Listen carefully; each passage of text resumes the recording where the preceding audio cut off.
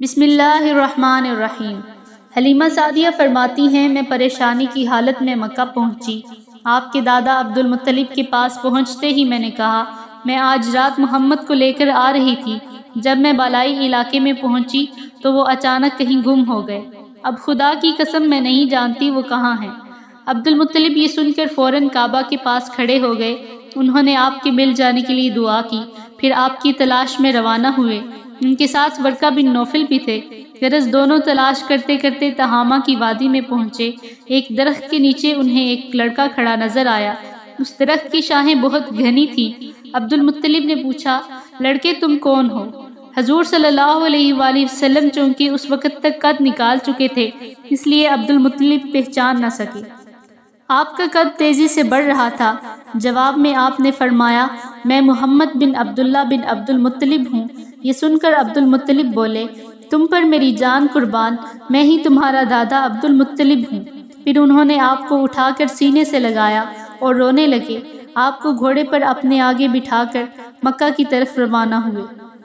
گھر آ کر انہوں نے بکریاں اور گائیں ذبح کی اور مکے والوں کی دعوت کی۔ آپ کے مل جانے کے بعد حضرت حلیمہ سعدیہ حضرت آمنہ کے پاس آئیں تو انہوں نے پوچھا، حلیمہ اب آپ بچے کو لے کر کیوں آئی ہیں؟ آپ کی تو خواہش تھی کہ یہ ابھی آپ کے پاس اور رہیں۔ انہوں نے جواب دیا، اب یہ بڑے ہو گئے ہیں اور اللہ کی قسم میں اپنی ذمہ داری پوری کر چکی ہوں۔ میں خوف محسوس کرتی ہوں کہیں انہیں کوئی حادثہ نہ پیش آ جائے، لہٰذا انہیں آپ کے سپرد کرتی ہوں۔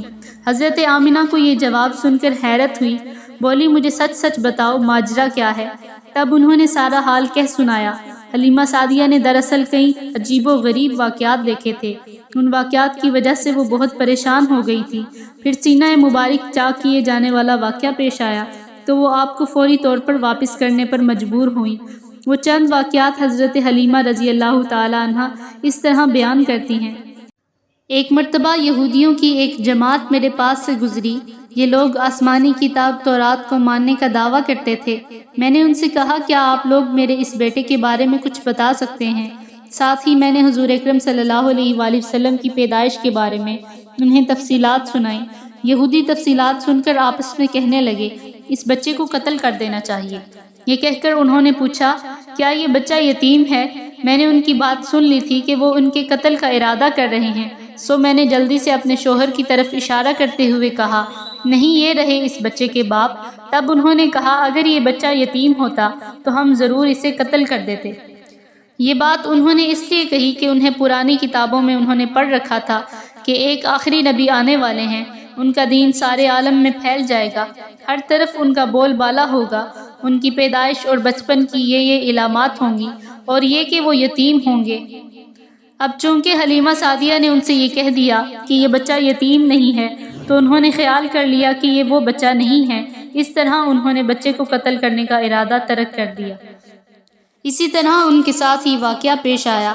ایک مرتبہ وہ آپ کو عکاظ کے میلے میں لے آئیں۔ جاہلیت کے دور میں یہاں بہت مشہور میلہ لگتا تھا۔ یہ میلہ طائف اور نخلا کے درمیان میں لگتا تھا۔ عرب کے لوگ حج کرنے آتے تو شوال کا مہینہ اس میلے میں گزارتے، کھیلتے کودتے اور اپنی بڑائیاں بیان کرتے۔ حلیمہ سعدیہ رضی اللہ عنہا آپ کو لیے بازار میں گھوم رہی تھی کہ ایک کاہن کی نظر آپ پر پڑی۔ اسے آپ میں نبوت کی تمام علامات نظر آ گئیں۔ اس نے پکار کر کہا، لوگوں اس بچے کو مار ڈالو۔ حلیمہ اس کاہن کی بات سن کر گھبرا گئیں اور جلدی سے وہاں سے سرک گئیں۔ اس طرح اللہ تعالیٰ نے حضور اکرم صلی اللہ علیہ وآلہ وسلم کی حفاظت فرمائی۔ میلے میں موجود لوگوں نے کاہن کی آواز سن کر ادھر ادھر دیکھا کہ کس بچے کو قتل کرنے کے لیے کہا گیا ہے، مگر انہیں وہاں کوئی بچہ نظر نہ آیا۔ اب ان لوگوں نے کاہن سے پوچھا، کیا بات ہے، آپ کس بچے کو مار ڈالنے کے لیے کہہ رہے ہیں؟ اس نے ان لوگوں کو بتایا، میں نے ابھی ایک لڑکے کو دیکھا ہے، معبودوں کی قسم وہ تمہارے دین کے ماننے والوں کو قتل کرے گا، تمہارے بتوں کو توڑے گا اور وہ تم سب پر غالب آئے گا۔ یہ سن کر لوگ آپ کی تلاش میں ادھر ادھر دوڑے لیکن ناکام رہے۔ حلیمہ سعدیہ آپ صلی اللہ علیہ وآلہ وسلم کو لیے واپس آ رہی تھی کہ ذی الحجاز سے ان کا گزر ہوا۔ یہاں بھی میلہ لگا ہوا تھا۔ اس بازار میں ایک نجومی تھا، لوگ اس کے پاس اپنے بچوں کو لے کر آتے تھے۔ وہ بچوں کو دیکھ کر ان کی قسمت کے بارے میں اندازے لگاتا تھا۔ حلیمہ سعدیہ اس کے نزدیک سے گزری تو نجومی کی نظر حضور اکرم صلی اللہ علیہ وآلہ وسلم پر پڑی۔ نجومی کو آپ صلی اللہ علیہ وآلہ وسلم کی مہر نبوت نظر آ گئی، ساتھ ہی آپ صلی اللہ علیہ وآلہ وسلم کی آنکھوں کی خاص سرخی اس نے دیکھ لی۔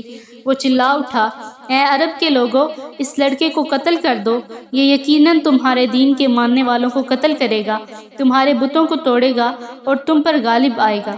یہ کہتے ہوئے وہ آپ کی طرف جھپٹا، لیکن اسی وقت وہ پاگل ہو گیا اور اسی پاگل پن میں مر گیا۔ ایک اور واقعہ ہوا، سیرت ابن ہشام میں ہے کہ حبشہ کے عیسائیوں کی ایک جماعت حضور اکرم صلی اللہ علیہ وآلہ وسلم کے پاس سے گزری۔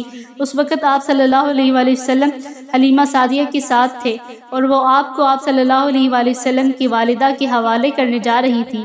ان عیسائیوں نے آپ صلی اللہ علیہ وآلہ وسلم کے مونڈوں کے درمیان مہر نبوت کو دیکھا اور آپ صلی اللہ علیہ وآلہ وسلم کی آنکھوں کی سرخی کو بھی دیکھا۔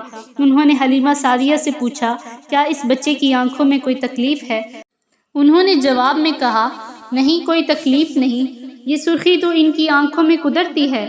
ان عیسائیوں نے کہا، تب اس بچے کو ہمارے حوالے کر دو، ہم اسے اپنے ملک لے جائیں گے۔ یہ بچہ پیغمبر اور بڑی شان والا ہے، ہم اس کے بارے میں سب کچھ جانتے ہیں۔